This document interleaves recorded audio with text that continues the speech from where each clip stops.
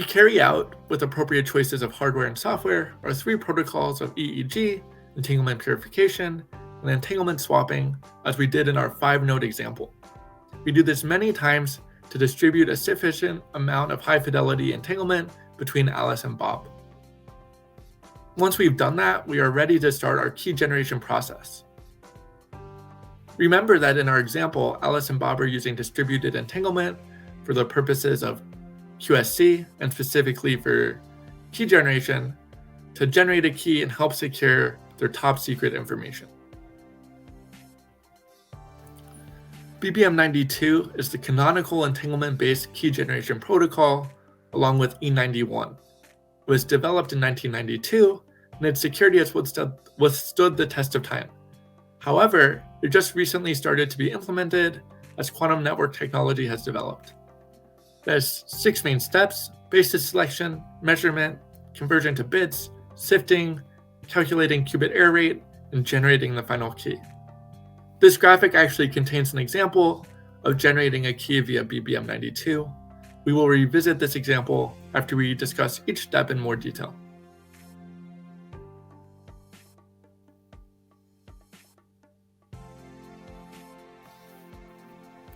Measurement bases are ways to view and measure qubits. Alice and Bob choose a measurement basis for each of their qubits from the distributed entangled pairs. Choice of each measurement basis is chosen independently and randomly. We will use quantum random number generators for this process to ensure true randomness. We will use the canonical choices for bases of the Z basis, which has possible measurement results in terms of 0 and 1, and the X basis, which has possible measurement results in terms of plus and minus. These bases coincide with the Z-axis and the X-axis of the block sphere representation of qubits, respectively. As an analogy to help visualize these bases, imagine we have a collection of blocks. They can be at any angle. The Z basis views the blocks in terms of being at a completely vertical or completely horizontal angle. When we measure the angle of a block in the Z basis, we must get one of these two angles. The X basis views the blocks in terms of being tilted 45 degrees left of vertical or tilted 45 degrees right of vertical. When we measure the angle of a block in the X basis, we must get one of these two angles. The probability for which basis state we will get upon measurement depends on how close the angle of the block is to the angle of the basis state. For example, a block that's mostly vertical will be more likely to be measured in the Z basis as vertical than horizontal. With different measurement bases, we are still looking at and measuring the same qubits, but through different lenses.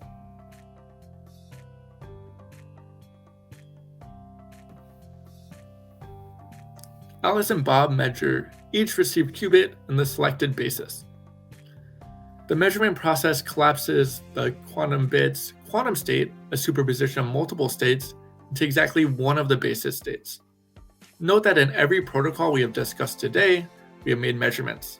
For example, with Bell state measurement stations in our EEG protocol and in entanglement swapping, and measuring the target qubit in our purification protocol.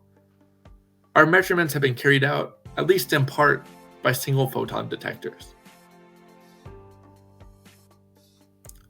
If Alice and Bob measure their qubit in the same basis, then they will get the same result. For example, if they both measure in the Z basis and Alice gets result 0, then Bob must also get result 0. Similarly, if they both measure in the X basis and Alice gets result minus, then Bob must also get result minus.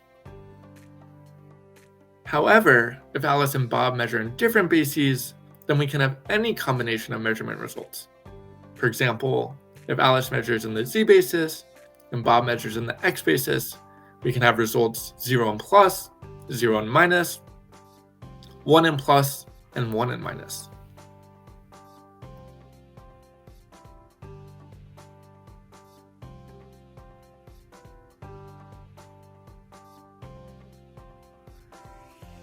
Alice and Bob convert all of their measurement results from quantum states into bits, that is, into zeros and ones. When measuring in the z basis, the measurement results are already in bits. When measuring in the x basis, we're going to convert plus to 0 and minus to 1. Assuming that there's no noise, if Alice and Bob measure a qubit in the same basis, then they will always receive the same bit value. If Alice and Bob measure in different bases, then there's a 50% chance that they will receive different bit values. This is because there's a 50% chance of getting measurement results 0 and minus, or 1 and plus, or vice versa, which yield different bit values. There's also a 50% chance that they will receive the same bit values.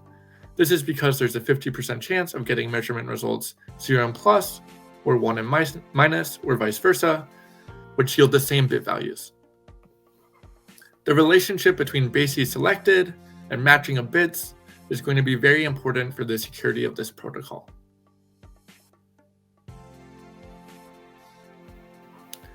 To do the process of sifting, Alice and Bob share their choices of measurement bases over a public, authenticated classical channel and discard all results in which they use different measurement bases. The resulting bits are considered sifted. In the absence of noise or an eavesdropper, this means that Alice and Bob should agree on all remaining bit values, as they will agree on all measurement bases for these bits.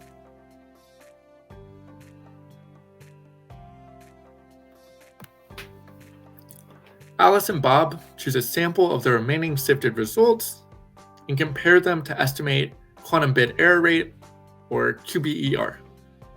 There's a trade-off here between taking a larger sample to get a better estimate and taking a smaller sample and having more bits to be used for key material.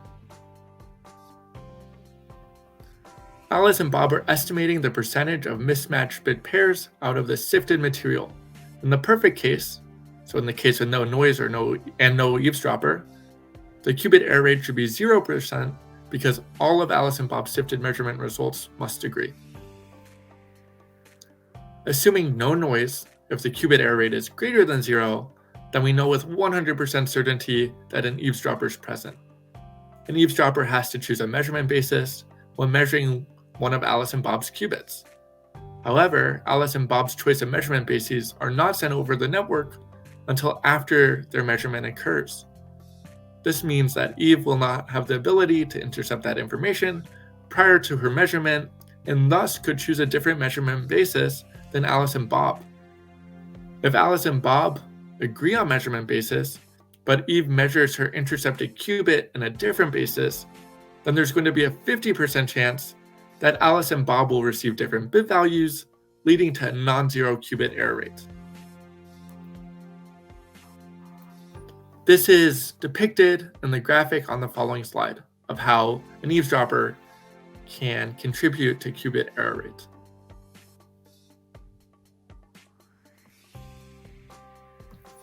With noise present, qubit error rate will almost certainly be greater than 0. We attribute the qubit error rate completely to a potential attacker.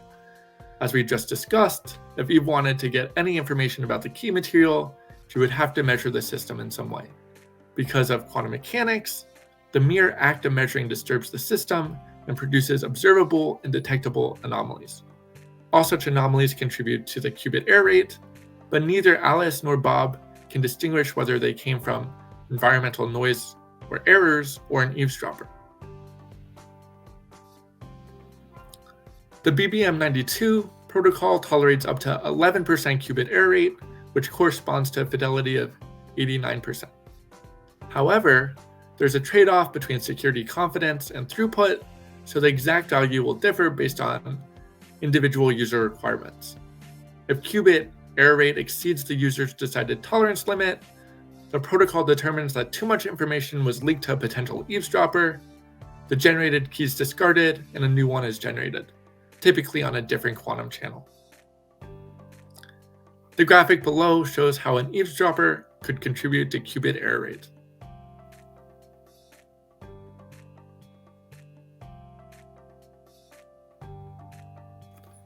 Alice and Bob used the remaining bits that were not used in the sample used to estimate qubit error rate to generate a final key. While we could simply use the remaining bits as the final generated key, we will typically perform classical post-processing techniques such as information reconciliation and privacy amplification protocols on the remaining bits in order to generate a more secure final key. These classical post-processing techniques will be discussed in more detail in a webinar coming up soon.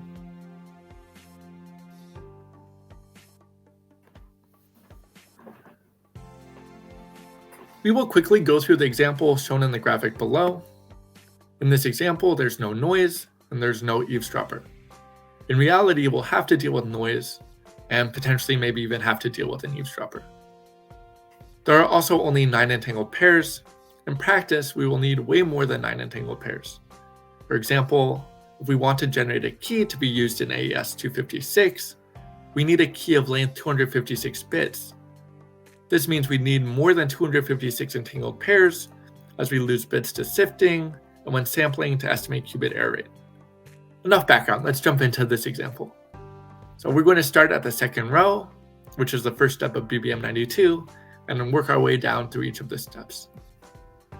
First, Alice and Bob use their quantum random number generators to select a measurement basis for each qubit that they received. We see that for the first pair, Alice and Bob got the X basis and Z basis respectively. For the second pair, they both got the X basis, and so on.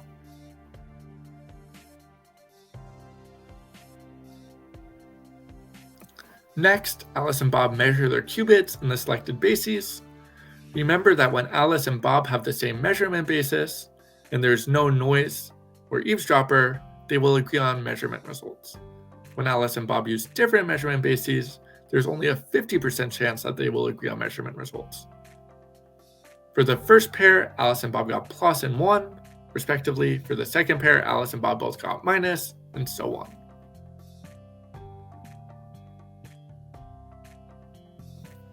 Alice and Bob then convert their measurement results to bits, with plus becoming 0 and minus becoming 1. Remember that when Alice and Bob have the same measurement basis, and there's no noise and no eavesdropper, they will agree on bit values. When converting to bits, we get 0 and 1, 1 and 1, and so on.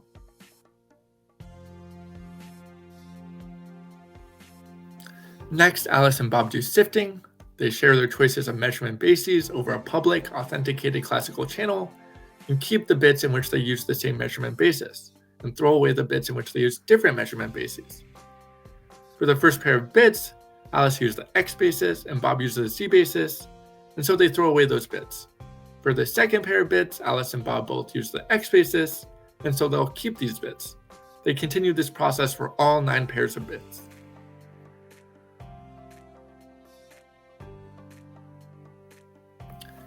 Now, Alice and Bob use a sample of the remaining bits to estimate qubit error rate. They choose the second and fifth pair as their sample. They find that the bit values agree for both pairs, and so qubit error rate is estimated to be 0% and fidelity to be 100%.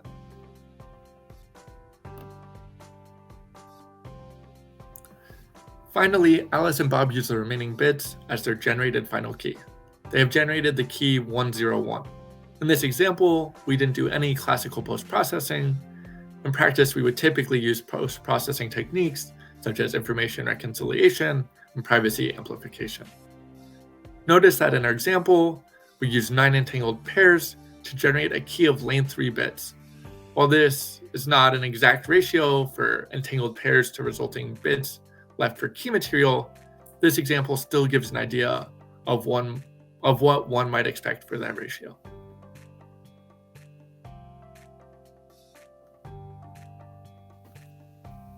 A shared secret key can be used in many ways by a classical network. In our example, Alice and Bob generated their key to be used by a symmetric encryption algorithm in order to encrypt and decrypt classical messages. Shared secret keys can be used for other things beyond encryption and decryption, such as for passwords, generating new keys using a key derivation function, identity authentication via challenge response protocols, message authentication via message authentication codes, etc.